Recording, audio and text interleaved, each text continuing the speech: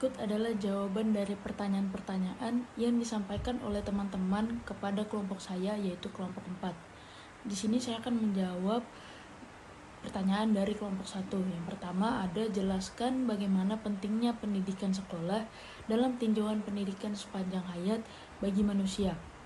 Jadi, pendidikan sekolah merupakan bagian dari pendidikan sepanjang hayat yang penting bagi manusia karena adanya beberapa faktor seperti berikut.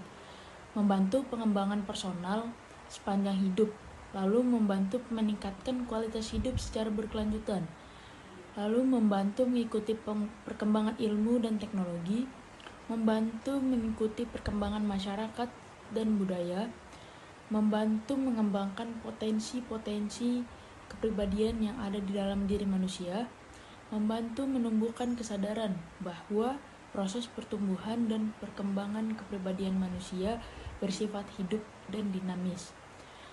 Selanjutnya, membantu mempertahankan dan meningkatkan mutu kehidupan. Prinsip utama dari pendidikan sepanjang hayat adalah setiap tempat adalah sekolah dan setiap orang adalah guru. Lalu soal yang kedua adalah bagaimana penerapan pendidikan sepanjang hayat di lingkungan sekitar saya. Baik, di lingkungan sekitar saya dimulai dari keluarga. Keluarga merupakan lingkungan pertama dan utama bagi perkembangan individu. Pendidikan sepanjang hayat dapat diterapkan di keluarga yang memberikan pengetahuan, keterampilan, dan sikap kepada anak-anak atau anggota keluarganya sendiri. Lalu yang kedua adalah lingkungan sekolah. Lingkungan sekolah dapat mendukung tumbuh kembang kecerdasan, keterampilan, dan kepribadian individu yang dibantu oleh tenaga kependidikan. Lalu yang ketiga ada lingkungan pekerjaan.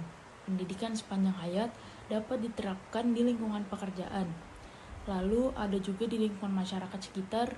Pendidikan sepanjang hayat dapat diterapkan di lingkungan masyarakat karena pendidikan sepanjang hayat adalah konsep pendidikan yang menyasar semua kegiatan belajar mengajar yang berlangsung sepanjang hidup manusia. Baik, di sini saya akan menjawab pertanyaan dari kelompok 2, yaitu 1. Jelaskan apa yang dimaksud dengan pendidikan sepanjang hayat dan mengapa konsep ini penting dalam masyarakat modern. Dan kedua, mengapa pendidikan sepanjang hayat penting bagi siswa, guru, dan mahasiswa. Jawaban yang pertama, pendidikan sepanjang hayat merupakan sistem daripada konsep pendidikan yang menerangkan seluruh peristiwa belajar selama masa hidupnya dalam kehidupan. Jelasnya seperti ini. Pendidikan sepanjang hayat adalah suatu proses pembelajaran yang berlangsung dalam hidupnya, baik dari konsep lembaga pendidikan maupun di luar konsep lembaga pendidikan, yang pada prinsipnya setiap tempat adalah sekolah dan setiap orang adalah guru. Konsep ini penting bagi masyarakat karena hidup sangat memandang pendidikan sejak lama. Hal ini bertujuan menghasilkan orang dan masyarakat baru pola pikir dan ilmu yang lebih luas, sebab ini adalah proyek sosial yang sangat besar. Jawaban kedua yaitu manfaat dari konsep ini yaitu bagi guru dengan menjadi pembelajar sepanjang hayat, otomatis akan selalu memiliki kesempatan untuk mengembangkan keterampilan dan pengetahuannya guna menciptakan pengajaran yang inovatif dan relevan dengan kebutuhan siswa dan masa. Sedangkan bagi siswa dan mahasiswa, konsep ini memberikan aspek pengetahuan dan informasi yang dapat membuka bagi pemahaman yang lebih dalam untuk dunia mereka, dan ini sangat membantu dalam mengembangkan wawasan dan pengalaman tentang berbagai aspek kehidupan sepanjang masa hidupnya. Oke, terima kasih. Baik, saya akan menjawab pertanyaan dari kelompok 3, yaitu berikan contoh-contoh konkret tentang bagaimana pendidikan sepanjang hayat dapat diimplementasikan dalam kehidupan sehari-hari, yaitu belajar menggunakan teknologi baru, meningkatkan kecakapan baca tulis dan keterampilan dasar pada anak, membangun pola pikir positif terhadap lingkungan, belajar mencari pengetahuan yang berguna untuk kehidupan, belajar untuk melakukan sesuatu dan terampil dalam mengerjakannya. Bagaimana mengaplikasikan ilmu diperoleh, bekerja dalam tim untuk memecahkan masalah. Nomor 2, apa saja tujuan utama yang ingin dicapai melalui pendidikan sepanjang hayat? 1. Mengembangkan potensi kepribadian manusia seoptimal mungkin. 2. Meningkatkan proses pertumbuhan dan perkembangan kepribadian manusia bersifat hidup dinamis. Baik, saya akan menjawab pertanyaan dari kelompok 5, yaitu apa yang dimaksud tinjauan politis dan tinjauan teknologis. Tinjauan politis, negara menghendaki seluruh rakyat menyadari pentingnya hak milik pribadi dan memahami fungsi pemerintah. 2. Tinjauan teknologis, dunia saat ini dilanda eksploitasi ilmu pengetahuan dan teknologi dengan berbagai produk yang menuntut untuk selalu mengembangkan dan memperbarui pengetahuan dan keterampilannya, agar seperti yang terjadi pada negara-negara maju, agar mampu tidak hanya sebagai penonton di tengah pesatnya kemajuan ilmu pengetahuan dan teknologi. Adapun nomor 2, yaitu jelaskan apa tujuan dari pendidikan sekolah, yaitu 1. Mampu mempersiapkan peserta didik untuk memiliki kemampuan dan menjaga dan mengembangkan terbentuknya kreativitas atau kecerdasan dan intelektual dan sikap kecerdasan moral sebagai bagian dari pencerdasan moral emosional.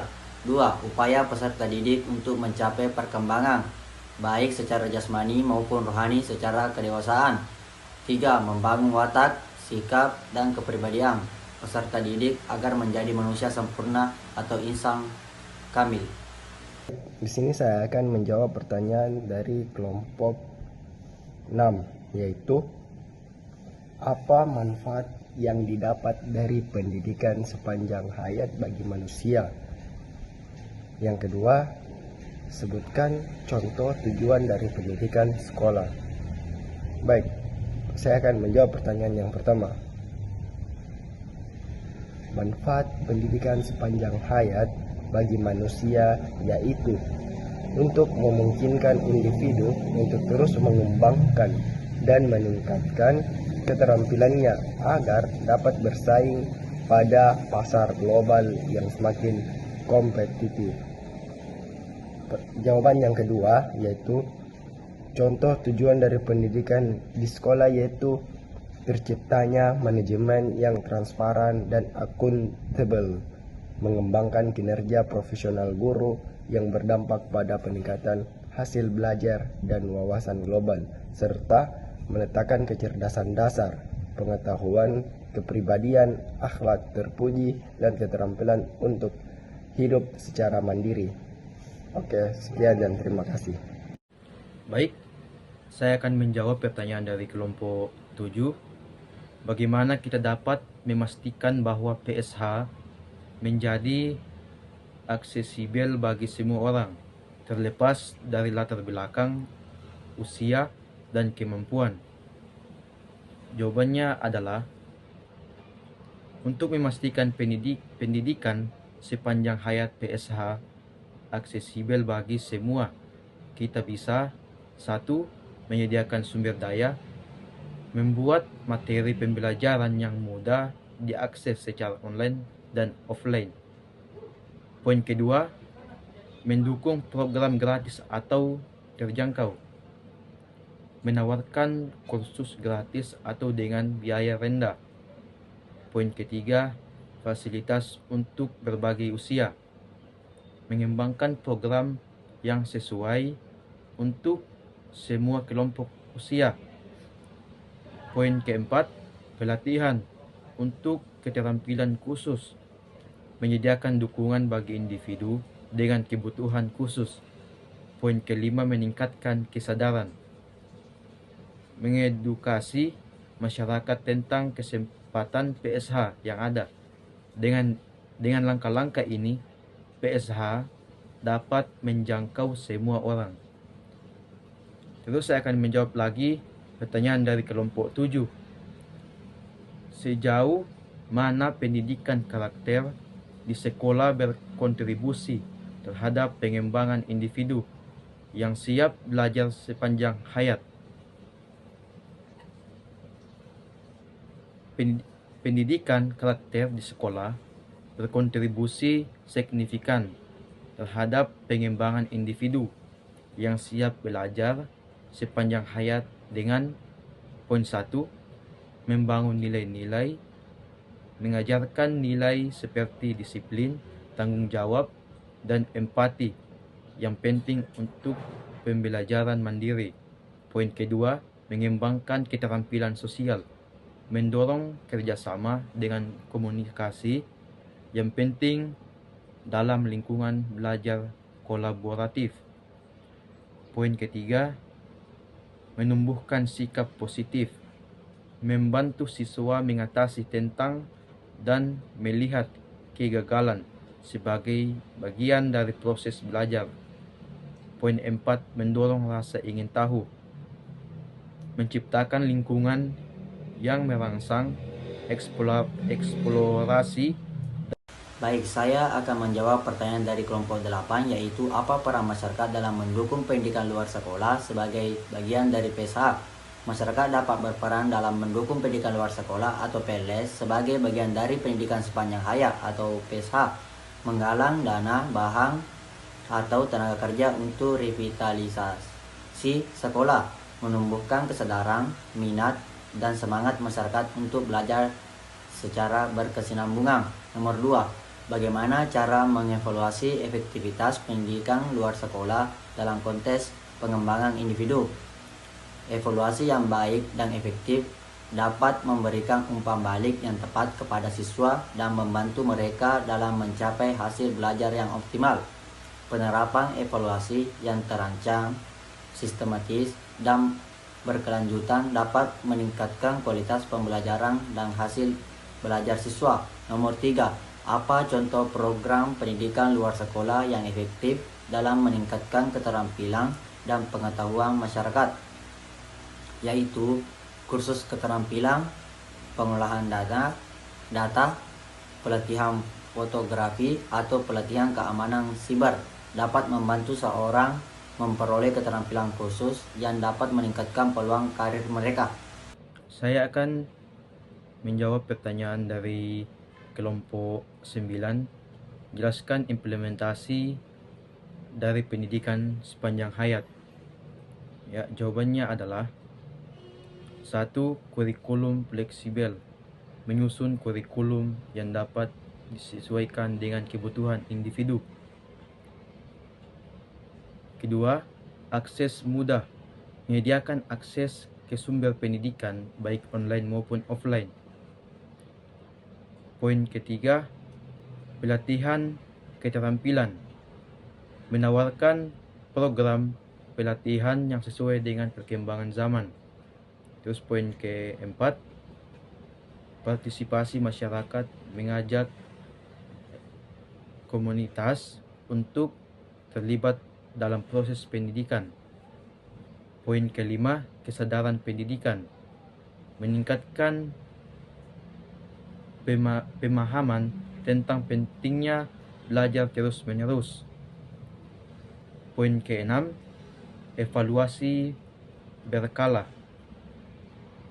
menilai dan memperbaiki program pendidikan secara rutin.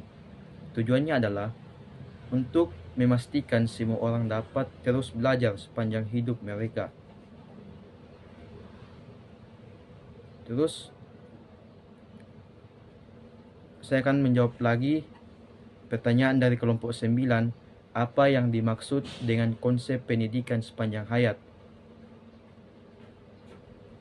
Konsep pendidikan sepanjang hayat adalah pendekatan yang menekankan pentingnya belajar terus-menerus selama hidup seseorang, baik melalui pendidikan formal, non-formal, maupun informal, untuk pengembangan pribadi dan profesional. Saya akan menjawab pertanyaan dari kelompok 10, yaitu apa saja faktor yang mempengaruhi perkembangan pendidikan di luar sekolah atau non-formal dan informal, dan bagaimana kontribusinya terhadap pembelajaran sepanjang hayat. Pendidikan non-formal dan informal semakin berkembang dan memberikan kontribusi besar dalam pembelajaran sepanjang hayat. Beberapa faktor yang mempengaruhi perkembangan yaitu 1. Teknologi dan akses informasi. 2. Tuntutan pasar kerja. 3. Kebijakan pemerintah. 4. Perubahan sosial dan ekonomi. 5. Motivasi pribadi. 6. Kontribusi terhadap pembelajaran sepanjang hayat. Nomor 2. Bagaimana peran pendidikan formal di sekolah dalam membentuk kompetensi dan keterampilan sepanjang hayat. Peran pendidikan formal di sekolah dalam membentuk kompetensi dan keterampilan sepanjang hayat. Pendidikan formal di sekolah memiliki peran penting dalam membentuk kompetensi dan keterampilan yang mendasari pembelajaran sepanjang hayat, yaitu 1. Penanaman keterampilan dasar. 2. Pengembangan keterampilan berpikir kritis dan kreatif. 3. Pembentukan soft skills. 4. Pembelajaran berbasis kurikulum yang berstruktur. 5. Persiapan untuk pendidikan lanjutan. 6. Pembentukan karakter dan etika secara keseluruhan. Pendidikan formal di sekolah membekali individu dengan keterampilan dasar, sikap, dan pola pikir yang akan mereka butuhkan sepanjang hidup mereka untuk beradaptasi, berinovasi, dan terus belajar dalam berbagai situasi. Thank you, everyone! Thank you, Elmore! Boom!